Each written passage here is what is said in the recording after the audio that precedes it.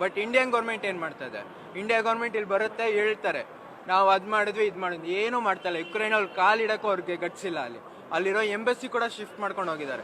ವಾರ ಆಗಿದ್ದ ದಿನ ಅವ್ರ ಎಂಬಸಿ ಅವರು ಕೀವಲ್ಲಿ ಏರ್ಪೋರ್ಟಲ್ಲಿ ಇದ್ದಾರೆ, ಬಟ್ ಅವ್ರ ಎಂಬಸಿ ಅವ್ರು ಫೋನ್ ಎತ್ತುತ್ತಾ ಇಲ್ಲ. US ಇದೆ, ಕೆನಡಾ ಇದೆ, ಎಷ್ಟೊಂದಿದೆ, ಲಿವಿವಲ್ ಇದೆ ಅವೆಲ್ಲ. ಇವಾಗ ಎಲ್ಲ ಎಂಬಸಿ ಇದೆ. कि हम कैसे वहाँ से निकले हैं। अगर हम रोमानिया से लाया गया है तो हम तो जनरल फ्लाइट बुक करके भी सर हम आ जाते। इवैक्यूएशन तो तब होता सर जब हमें वॉर जोन से निकाला गया होता सरकार के द्वारा, पर सरकार के सर उन्होंने तो एक एडवाइजरी जारी कर दी, आप अपने से निकल जाओ, जहाँ पे जाना है आपको बॉर्डर पहुँच जाओ, फिर हम आपको निकाल लेंगे। तो सर ये इवैक्यूएशन कैसे हुआ? हम जहाँ से निकले सर हमारी सिटी में कंटिन्यूअस ब्लास्ट हो रहे थे।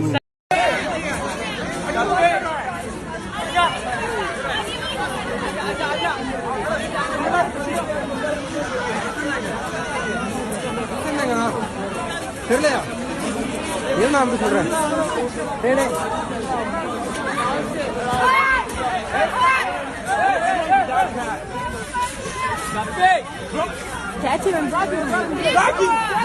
जब हम लोगों ने बॉर्डर क्रॉस कर लिया उसके बाद हमारी हेल्प हुई, लेकिन उसके पहले कोई हेल्प नहीं थी, ना कॉन्ट्रैक्टर के तरफ से ना हमारी एम्बेसी के तरफ से। जो हमने किया हमने खुद किया। हम लोगों ने ऐसे ही कुछ 10 लोगों की खुद से ग्रुप बनाई, हम लोग इकट्ठा हुए और फिर वहाँ से हम लोग ट्रेन पकड़े और निकल गए।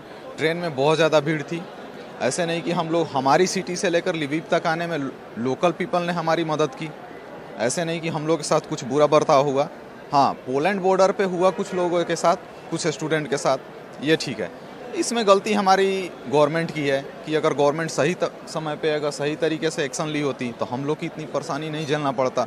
जैसे कि अमेरिका सबसे पहले अपना सिटीजन को बोला कि यहाँ निकलने के लिए, यहाँ पे हम लोग जब आ रहे हैं तो ये हमें दिया जा रहा है।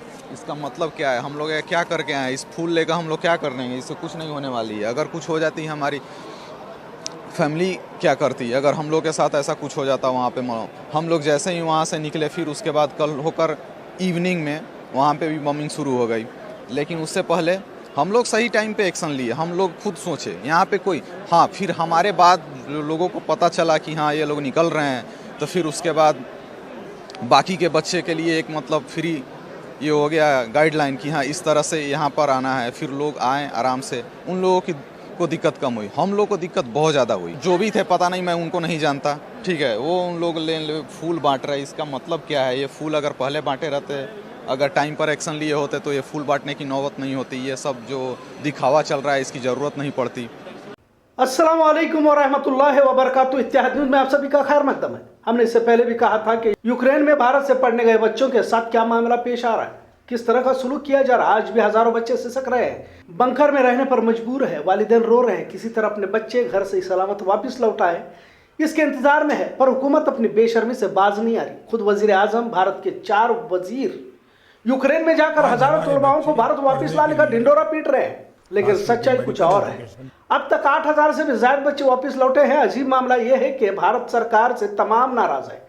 इनसे जबरन मोदी जिंदाबाद के नारे लगाए जा रहे हैं और इसे देखा भी जा रहा है। भारत लौटने पर इन्हें गुलाब का फूल देकर इस्तकबाल किया जा रहा है, जिस पर सख्त नाराजगी का इजहार करते कई तुलवाओं को देखा जा रहा है। मतलब किस कदर हर तरफ झूठ परोसने की कोशिश की जा रही है। हासिल इत्तला के मुताबिक भाजपा मोदी सरकार इसका सहरा अपने सर बांधने के लिए उतावली नजर आ रही है। स्मृति ईरानी मुल्क के तमाम मसलों पर कहीं पर भी नजर नहीं आई, पर यूक्रेन से लौट रहे तुलबाओं को जैसे मोदी सरकार ने ही लाया हो ऐसे इस्तकबाल के लिए खड़ी दिखाई दी, जिस पर तुलबाओं ने सख्त नाराजगी का इजहार किया। सभी जानते हैं कि भारत के हजारों तुलबा आज भी यूक्रेन में फंसे हुए हैं और इन्हें रोमानिया पोलैंड सरहद तक पहुंचने में मुश्किलात का सामना कर भारत लौटना पड़ रहा है।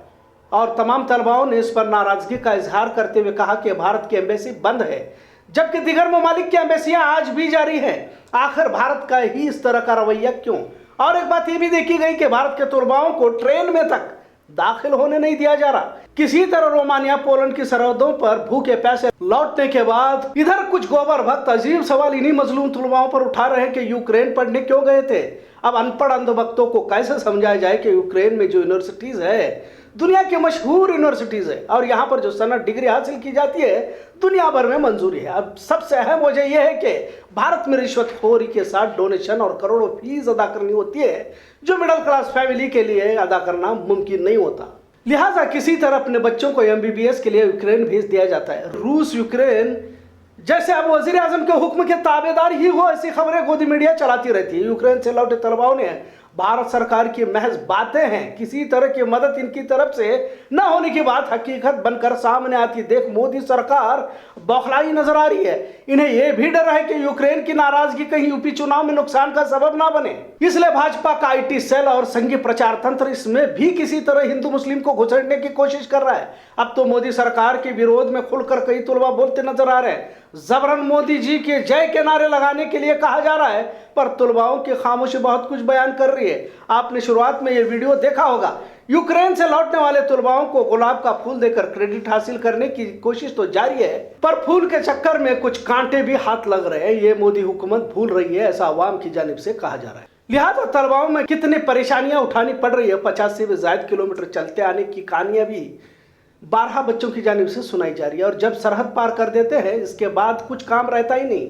लिहाजा तुलबाओं ने कहा कि अगर यहां से भारत सरकार हमें ना भी लाती तो हम अपने जाती किराए से भारत लौट सकते हैं। जरूरत हमें भारत सरकार की रोमानिया पोलैंड सरहद तक पहुंचने की थी, जो भारत सरकार ने अपनी जिम्मेदारी कतई नहीं निभाई। आज शानबाग चैम्बर में बॉडी स्टाइल रेडीमेड कपड़ों की दुकान की इफ्तिताह अमल में आई। एसीपी नारायण बर्मनी के हाथों इफ्तिताही इजलास अमल में आया। इस वक्त प्रदीप अष्टेकर भी मौजूद रहे। शहर की मारूफ शख्सियतों ने इस वक्त शिरकत फरमाई। खबरों का सिलसिला यूं ही चलता रहेगा। देखते रहे इत्तेहाद न्यूज़। शुक्रिया, अल्लाह हाफिज।